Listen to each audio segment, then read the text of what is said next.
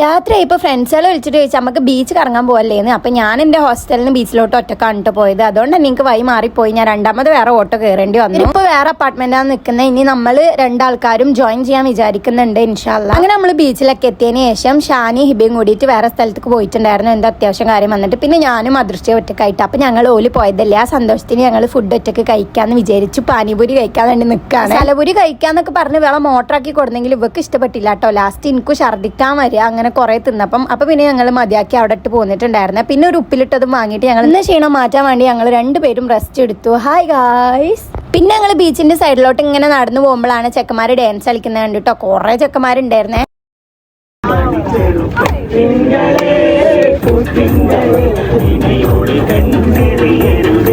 ഇനി നിന്ന പണി ഇട്ടെന്ന് അറിയാട്ടോ. കാരണം 8:30 ആകുമ്പോഴേക്കിന് നമുക്ക് ഹോസ്റ്റലിലോട്ട് റിട്ടേൺ കയറണം. പിന്നെ ഞങ്ങൾ നേരെ പോയിട്ടുണ്ടായിരുന്നേ ബാക്കിൽ ആരൊക്കെയെല്ലാം ഫ്രെയിമിലേക്ക് നോക്കുന്നു. അപ്പം അന്നത്തെ വീഡിയോ എത്ര വിളിച്ചിട്ടാ.